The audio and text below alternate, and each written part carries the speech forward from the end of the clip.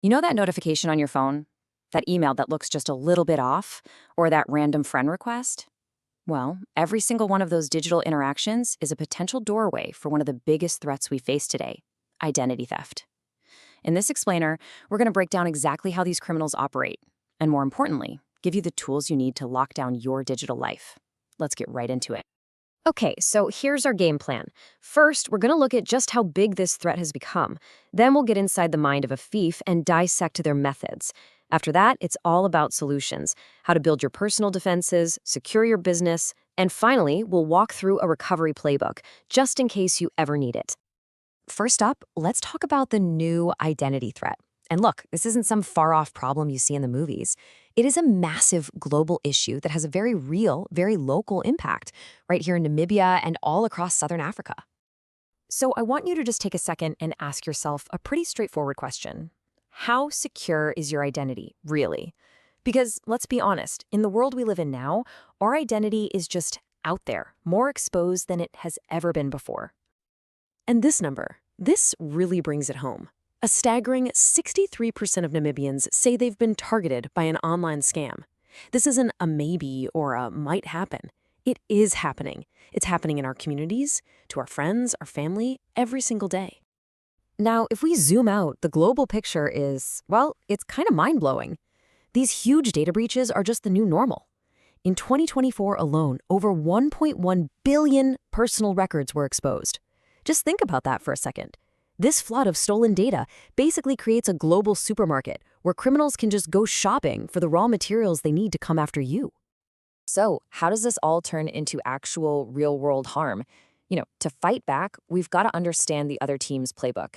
So let's break down the anatomy of the attack, what methods they're using, and who's in their crosshairs. Now, here's something that might surprise you.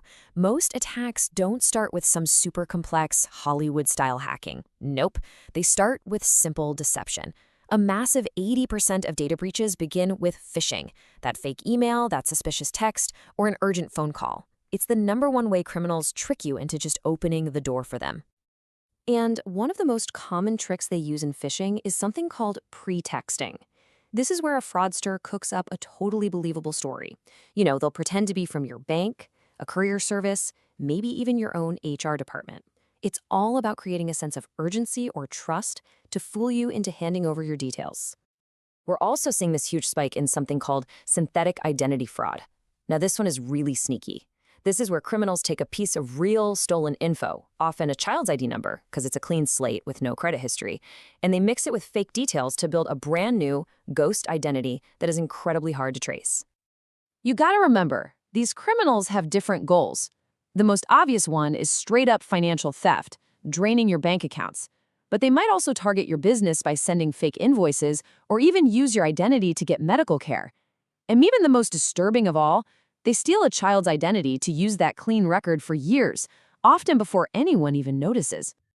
And right here in Namibia, we're seeing some very specific risks pop up again and again. Mobile money fraud and these SIM swap attacks are a massive problem. We're also seeing criminals fraudulently changing official business records at BIPA, widespread impersonation on WhatsApp, and even criminals targeting kids on gaming platforms to steal their data. Okay. That was the bad news. Now let's pivot to the good news, the solution. This next section is all about building your personal defenses. This is your first and, honestly, your most important line of protection. Let's start with the absolute fundamentals of password security, and we can break it down into 3 really simple steps. First, make it long. Don't think passwords, think passphrases, like Blue Giraffe Eats Pizza 1, something long and memorable. Second, make it unique, a different one for every single important account. And third, add another lock. Turn on multi-factor authentication, or MFA, everywhere you possibly can. But look, strong passwords are just the beginning. Real defense is all about your daily habits. Just think before you share online. If you get a request that feels weird or urgent, just take a breath. Verify it through an official channel. Don't just click the link they sent you.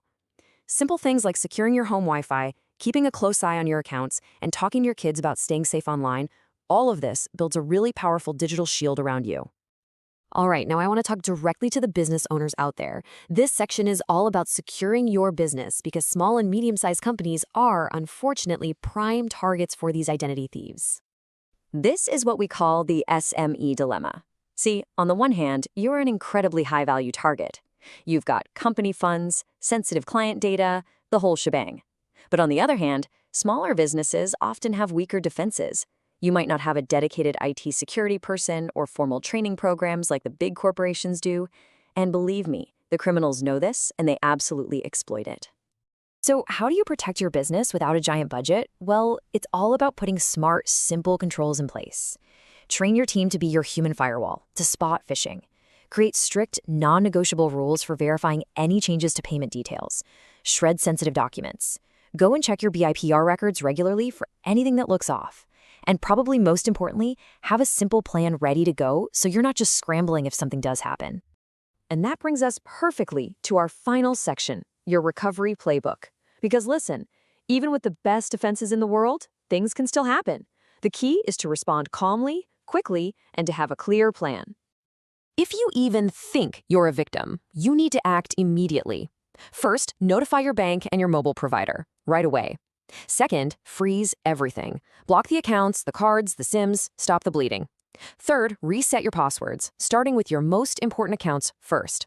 Fourth, and this is so important, document everything. Every call, every transaction, every little detail. And finally, go file a report with the Namibian police to get an official case number.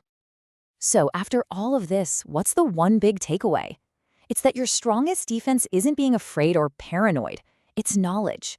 It's having proactive skills and knowing exactly what to do.